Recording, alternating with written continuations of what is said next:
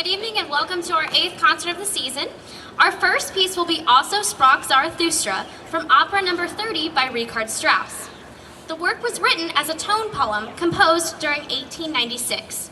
By definition, a tone poem is a piece of orchestral music, usually in a single continuous movement, which illustrates a poem, short story, novel, painting, landscape, or other non-musical source.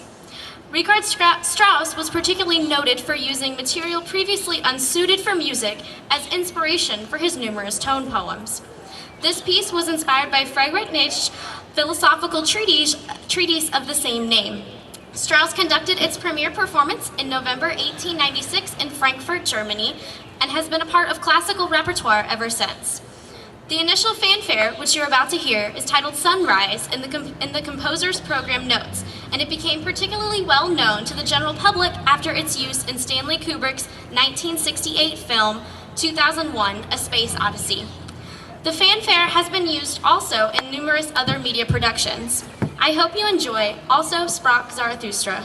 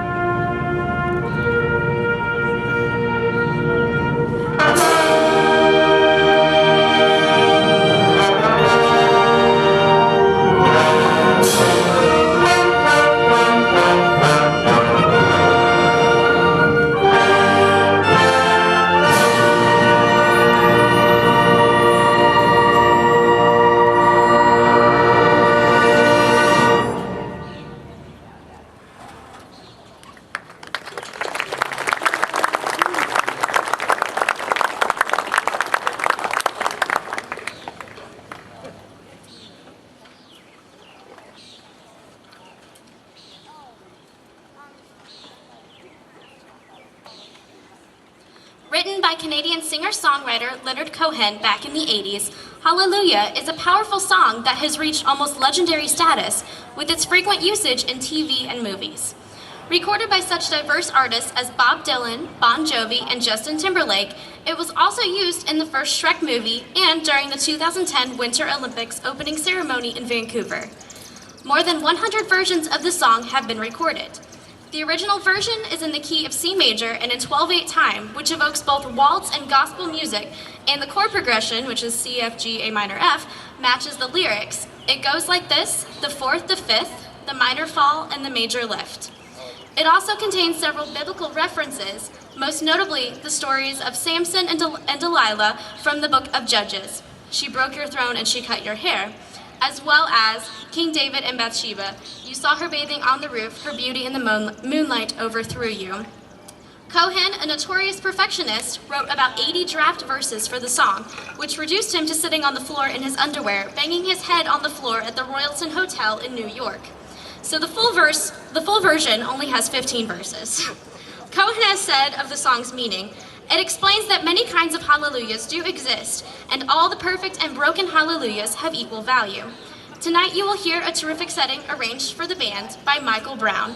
Please enjoy Hallelujah.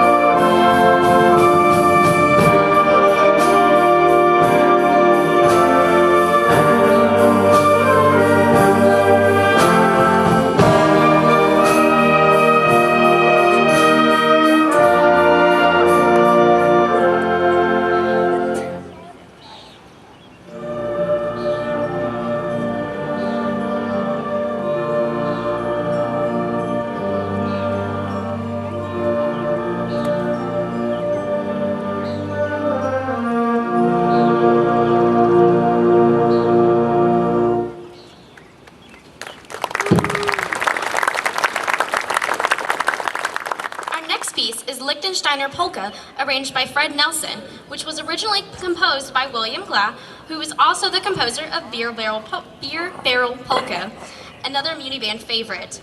He was one of the most successful accordionists in Germany in the 1930s. He led his own orchestra from 1932 and became successful on the popular music front. Feel free to get up and dance with this short, sweet little polka, the Liechtensteiner Polka.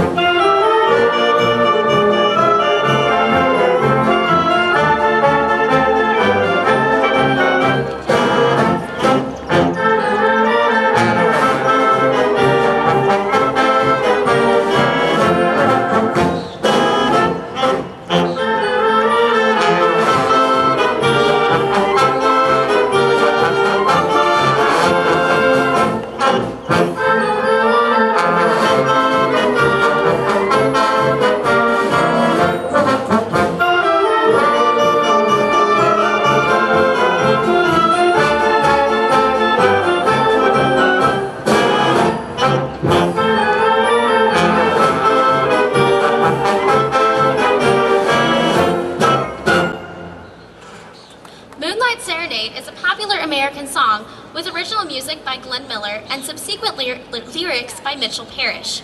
The song was a top 10 hit on the US pop charts in 1939, reaching number 3 on the Billboard charts, where it stayed for 15 weeks. It was the number 5 top pop hit of 1939 in the Billboard year-end tally. The 1991 recording of Moonlight Serenade by Glenn Miller and his orchestra was inducted into the Grammy Hall of Fame.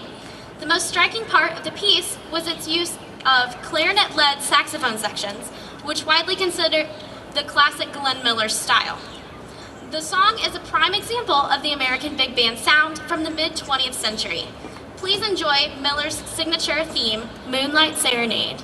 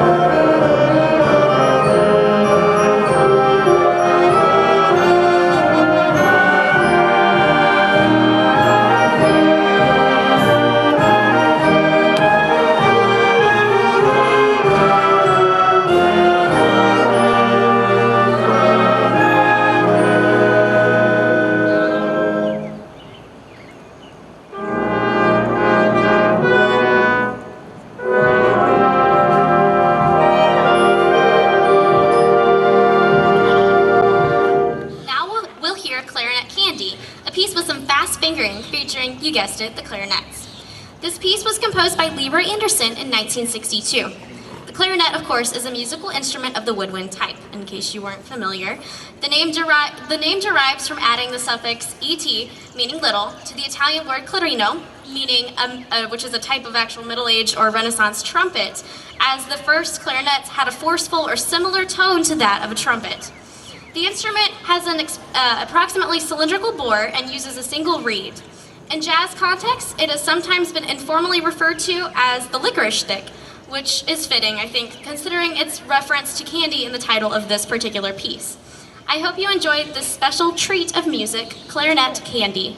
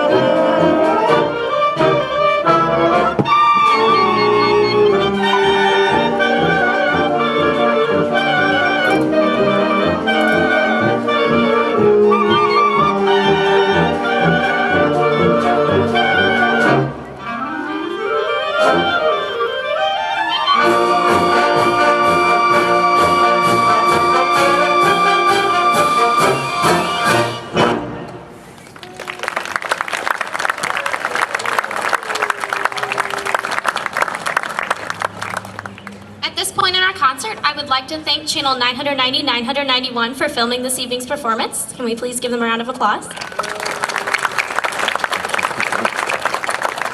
Our next piece, At a Dixieland Jazz Funeral, depicts a traditional Dixieland funeral in Old New Orleans. It opens with a slow, mournful processional based on the hymn, Just a Closer Walk with Thee. This solemn funeral march transitions into an up-tempo celebration of life with When the Saints Go Marching In.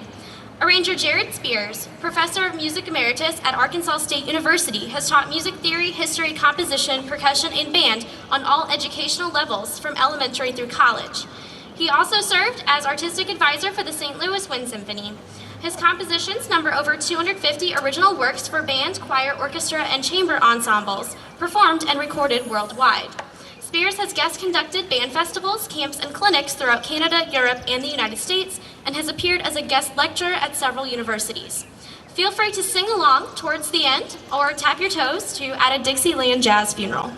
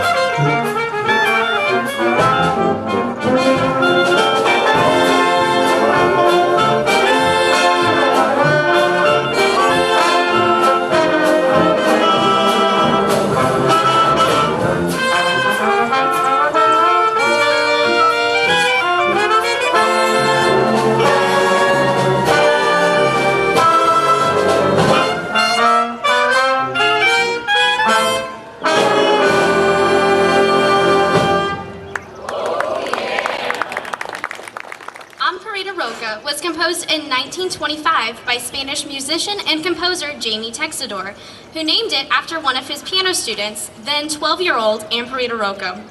It was first performed in September 1925 in the Theater El Siglo in the town of Carlet, where the composer lived at the time. It is a paso doble and one of the better-known pieces of Spanish music around the world. Paso doble, translated double step, is a lively march and style of dance. Paso doble is based on music played at bullfights, particularly during the bullfighter's entrance or during passes just before the kill. The leader of this dance plays the part of the matador, followed generally The follower generally plays the part of the matador's cape, but can also represent the shadow of the matador, as well as the bull or a flamenco dancer. I hope you enjoy this zesty march, Amparito Rocco.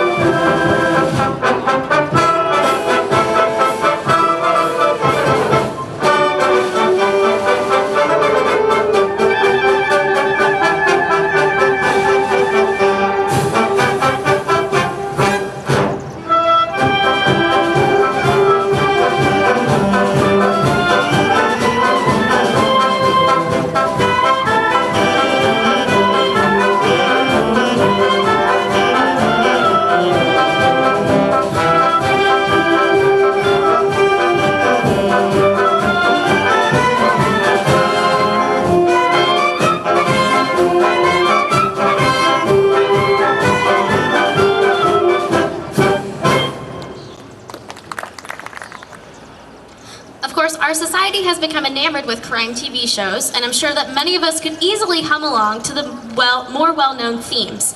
Crime Stoppers, arranged by Paul Murtha, plays on this crime-fighting theme with a medley of some of the best crime show theme music, including the Law & Order theme, Baba O'Reilly from CSI New York, You Won't Get Fooled Again from CSI Miami, and the Hawaii Five-0 theme. As you listen to the medley, you can picture CSIs examining a scene, the boys in blue apprehending a suspect, and the detectives interrogating a person of interest. Please enjoy Crime Stoppers.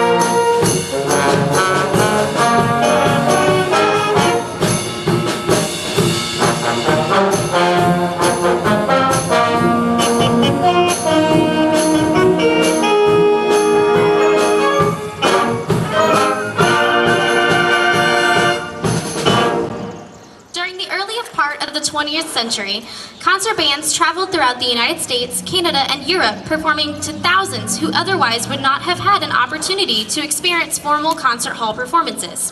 However, concert bands were not considered to be on the same esoteric level as the orchestra. This perception resulted mostly from the band's concert venue, often out of doors, the difficulty of conductors to obtain a quality music education, a limited repertoire that with the exception of marches, which was largely borrowed from the libraries of the orchestra, and a lack of camaraderie among the leading bandmasters or conductors of the period. The impact of radio broadcast and the decline of the popularity of the touring professional band also forced concert bands to fiercely compete for performance venues. Dr. Edwin Frankel Goldman, composer, conductor, and founder of the Goldman Band, recognized these problems and arranged for a small group of outstanding bandmasters to meet in New York in order to discuss the problems of their profession. Thus, the American Bandmasters Association was formed in 1929. Goldman is the second most famous bandmaster in the United States, behind only the immortal John Philip Sousa. He composed over 150 works, but is best known for his marches, just like Sousa. Goldman even has a star on the Hollywood Walk of Fame at 6410 Hollywood Boulevard. The Goldman Band Shell in Allentown, Pennsylvania's West Park is also named in his honor. Goldman's works are characterized by their pleasant and catchy tunes, as well as their fine trios and solos. The Goldman March we will hear tonight is On the Mall, which was composed in 1923. The phrase "on the Mall" refers to the mall at the Naumburg Bandshell, where Goldman's band frequently performed in New York City's Central Park. Goldman composed "On the Mall" to honor Elkin Naumburg, the financier of the bandshell. In a technique identified with Goldman, the trio is predominantly sung by the band members and then repeated with whistling. A great believer in public participation, Goldman encouraged audiences to sing along and then whistle or clap with the band in performances of On the Mall. The concluding strain of the march can also be sung with lyrics written by Goldman's wife, Adelaide. Feel free to sing, whistle, or clap along with the band as they perform On the Mall.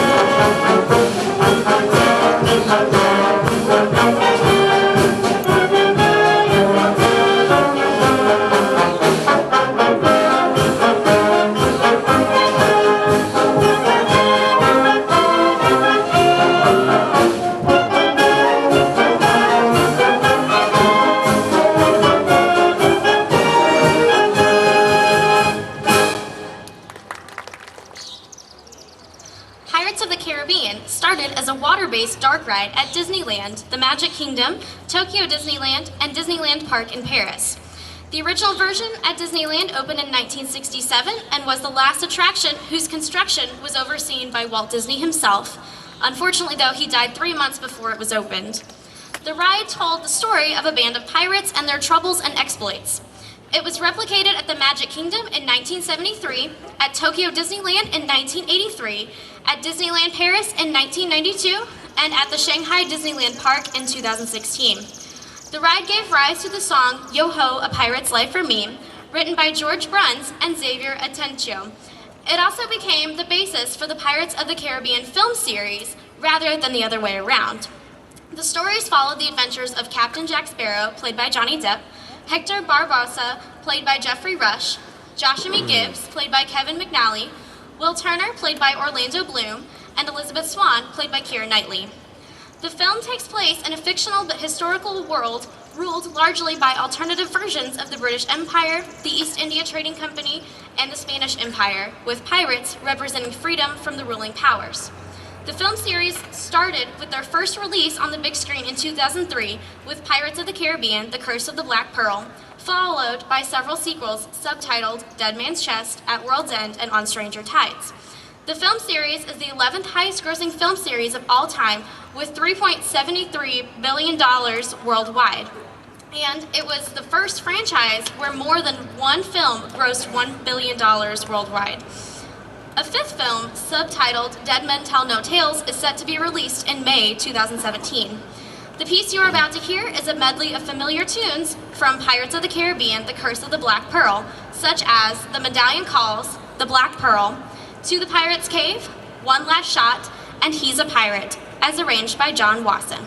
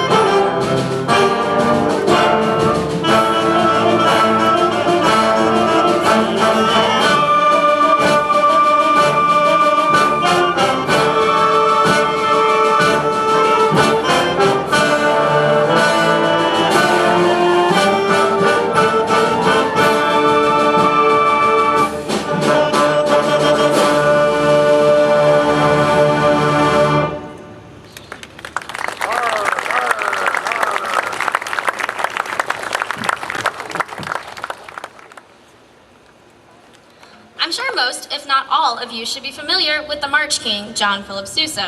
Or at least you should be by now. But let me give you some more background information on this uber-famous composer. Sousa started his music education by playing the violin at the age of 6. He was found to have absolute or perfect pitch. When Sousa reached the age of 13, his father, a trombonist in the Marine Band, enlisted his son in the United States Marine Corps as an apprentice to keep him from joining a circus band. Sousa served his apprenticeship for 7 years, or until 1875 at least, and apparently learned to play all the wind instruments while honing his mettle with the violin. Several years after his apprenticeship, Sousa joined a theatrical or pit orchestra where he learned to conduct. He returned to the U.S. Marine Band as its head in 1880 and remained as its conductor until 1892. Sousa led the president's own band under 5 presidents, from Rutherford B. Hayes to Benjamin Harrison in 1889. Sousa organized his own band in 1892, the year he left the Marine Band. The Sousa Band toured from 1892 until 1931, performing at 15,623 concerts. The composition we will hear tonight, King Cotton, is a military march Sousa composed in 1895 for the Cotton States and International Exposition.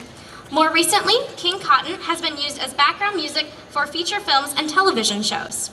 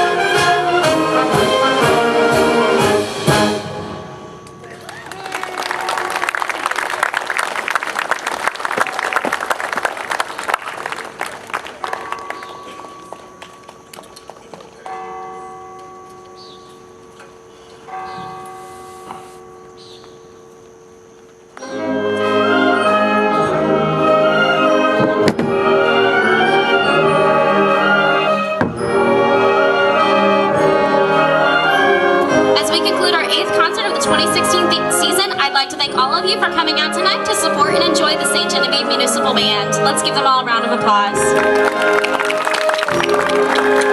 I'd also like to thank again Channel 900 990 991 for filming tonight's performance, and to Jim Dunsey and the setup crew for all their work that they do before and after our concerts. Let's give them a round of applause. I hope you all have a safe meeting, and make sure you come out next Thursday for our 9th concert of the season. Thank you all very much.